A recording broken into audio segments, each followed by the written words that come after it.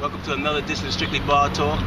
We're here with the legend, the true legend, you know what I'm saying? Beast. Yeah! It's banging. EIB all day. What up? Man, it's been a while, man. Let people know what you've been up to and all that, man. I know you're doing the music thing, but let them know the other things, some of the other things that you're doing. Well, basically, me leaving the game was for a couple of reasons. One, I had a son, so that was more important than pull-ups. So I definitely had to take care of that situation. Two, the game started boring me. I started noticing there was more tricks and less reps. And there was nothing challenging. I actually wanted to see the impact I left on the game. So I figured if I were to leave the game, would it change? Will it evolve? Would it do anything? And it seemed like since I left, nothing is happening. So that was another reason, which actually fueled me for coming back. Well, I want to ask you is, well, first of all, just let them know how much time it's actually been since you consider yourself, removing yourself from the game, so to speak. Actually, been 2 years. 2 years that me seriously actually left as far as like really putting videos out there for the public that like actually inspired them. I mean, I never really stopped working out, but just taking care of business. So I actually gained weight. I put weight on. I wanted to do some Roy Jones stuff, so I wanted to go up in weight because a lot of people used to hit me up and asking me questions about, yo, Beast, how do you do this? I'm 260-something pounds. I'm 3-something. How do you do pull-ups and all that? I can never really give a real answer if I don't know how it feels to be heavyweight. So I actually stopped working out for a year and put on an extra 40 pounds. So me coming back in the game, I went all the way up to 220. Last time y'all seen me, I was about what, 190, 195, something like that, yeah. So I actually put weight on and then come back in the game fresh. No weight versus nothing, just going in. My main goal was to defeat the old Beast. Yeah. So what was it that motivated you to want to bring it back, to show people what it is that you have for them right now? Like this new and improved Beast, so to speak. It was really to see my impact on the game. Because I'm like, all right, every time you see one of my videos, something challenging. Because I always challenge myself. I never watch somebody else's video and try to do their routine.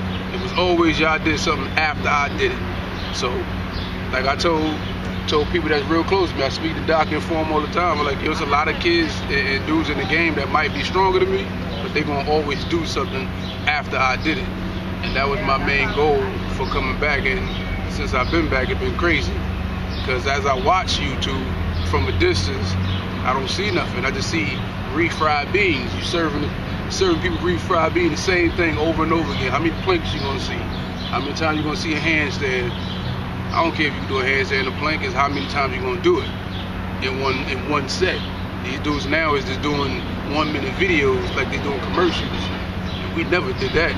My sets and reps been always 2 minutes going in. So it's gonna be a lot of changes.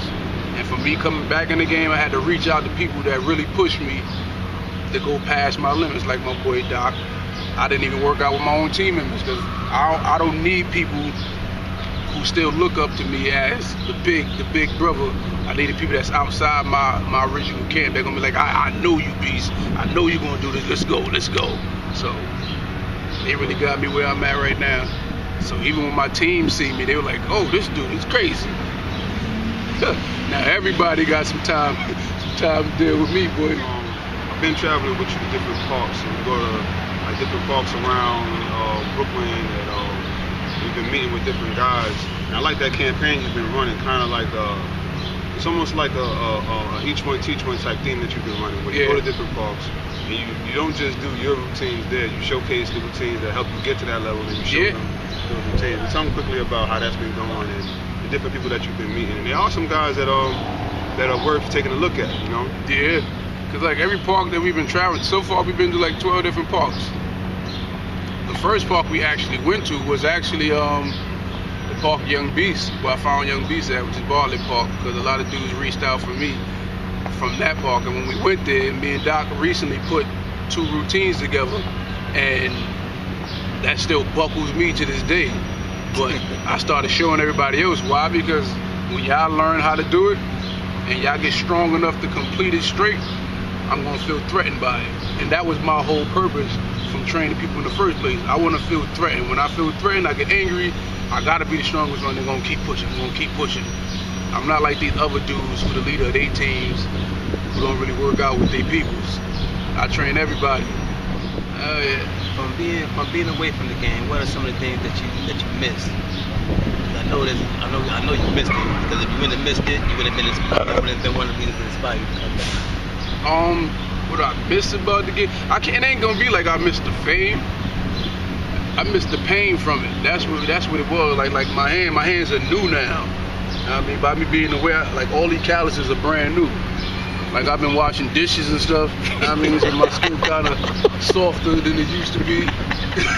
I'm older now, so like stuff that I took for granted when I was in my 20s, I gotta think about it now. I can't just jump and do crazy stuff because my bones is older. I mean, and the reason why I can say that, because even though y'all only knew me probably like what 10 years, 10, 15 years on YouTube, I've been doing this since '93. So my body has been taking a beating longer before y'all even met me. So it's the pain what I miss. I mean, when I'm raising my son, the only pain I get when he punched me in the face. So that's about it. Yeah, 'cause that's what fuels me.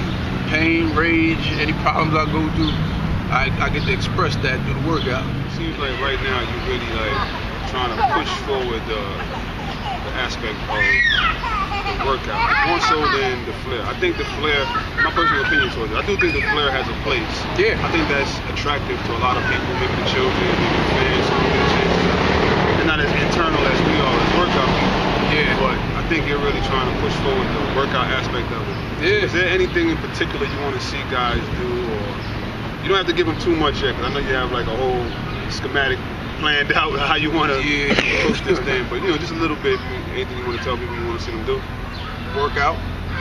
What I mean by that, because like the see tricks is good all day. Because the reason why I changed, because I help mess YouTube up, and the reason why I say that, because there's a lot of people jumping in the game now, learning to do tricks before they learn how to work out. Like we just seen the guy that just left here. He can do 3 muscle ups, but can't do 10 dips on the bar. So how is that possible when you got to include dips in order to do a muscle up?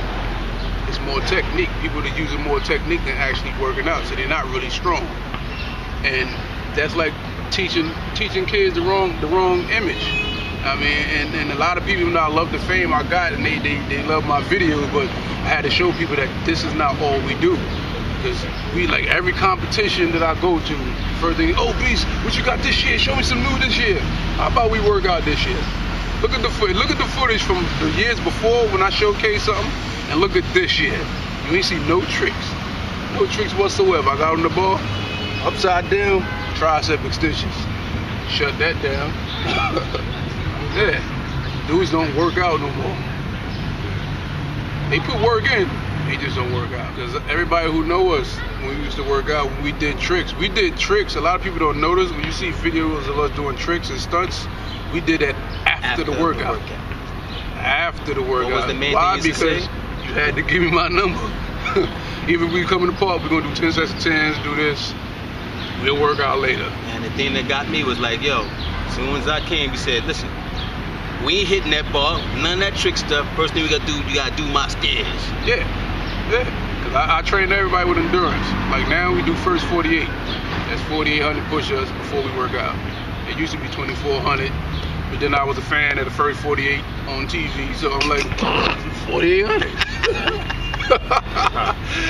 So I posted it on Facebook like it was an event, and the whole team showed up, and we did it. And my main thing is not, a lot of people get scared of numbers. That's how you can tell that you're not beast mode. Because I never said, because it's 200 pushes per step. I never told them they had to do it straight. I just said you got to finish it. I don't care if you throw up and get up and finish it. That's the main part. A lot of people don't finish their workouts. And everybody hit me up. It's a lot of people want to be down with beast mode. Beast mode is not a workout group. It's a lifestyle. That's one thing I kept telling people from the beginning. It's not a workout group. Lifestyle. It's the way we live. So when we give our 100%, I'm gonna give it 300. Just so people don't think that during that 2-year time frame that you were just like just washing dishes. Oh, nah. Like, I know you did I think 2 albums. Yeah. Since then, been doing a lot of videos.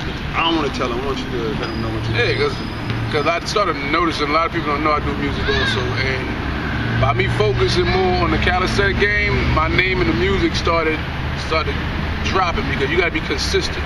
So now it's basically me worrying about feeding the family. And even though I love the calisthenic game, I don't feel like doing what it takes to make the money from the calisthenic game. It's too much of a headache. And like I told people from the beginning, I never cared about the success of the whole calisthenic game. I don't want to be Sean T or whoever these other dudes in the P90X do. I never want to be them. Because when I got put on, they said you're only as strong as the ones you teach. So if I taught you and then you became the next Sean T, then I'm good with that. I always loved making music first. So that's why when I stepped away from the game, I started going hard with the music, and that's how I feed my family. That's where my money comes from. The first time that we did the StrictlyBarTalk right behind us. Yeah. How do you feel that the game progressed from there to now? Progress. Well, I say it progressed because now you got more people that's in the game, which means that a lot of people, I don't know if you American people is watching what's going on, but our competition is up there.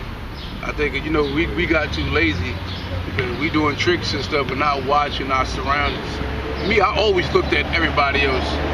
I mean, so when people asking me questions, like I said before, they asking me tips on how to work out. I'm giving them everything. No supplements, straight raw power. And they taking this information and mixing it with what they do, and now their skill levels is increasing fast. Because you got to remember, overseas where most of these dudes at, they first sport is gymnastics. Yeah. So they taught at a young age the work they core. We over here smoking, drinking, playing basketball, bull crapping, and doing a couple of pull-ups here, a couple of pull-ups there. I'm like, y'all better watch what y'all doing, man. Because this is really getting big. This sport is really getting big. And when they come over here, like just to say, if they were to make it into a real Olympic sport, I don't think the U.S. would be ready. I don't think so either. And that's not an opinion, Why? That's a reality. Why? Because I think we as a people take this for granted. Look how many people like, yeah, I was working out, took a couple years off, now I'm trying to get my weight back up. Not them dudes. Them dudes is working hard because they know they always want to be the pioneers. They want my spot flash. All you guys out there. Don't think we don't pay attention. Oh yeah, we paid attention. Ether, and Dennis Menon, and Adam Raw, and Meta, Lil B. These guys are really watching. There's another guy. His name is Speedy Man on YouTube. I forgot his real name. I know you're talking about. There's a lot of you guys, man. There's no way we're gonna remember everybody's name. Yeah. Sometimes we can't even pronounce the names, to be honest with you. But everybody notices the things you guys are doing, and it is phenomenal. Well, one thing I want to do is shout out all the YouTube fans, from across the world and all that be watching us and get inspired by the things that we do. We're inspired by you too, man. By seeing you do certain things that make us say, you know what, we gotta do more ourselves. Yeah, like me, I've been doing regular squats and stuff. I'm in the gym doing squats, but now everybody talk about this pistol squats. I had my boy Mechanical in here yesterday, and he put me on. So you start seeing me do some pistol squats with my pencils.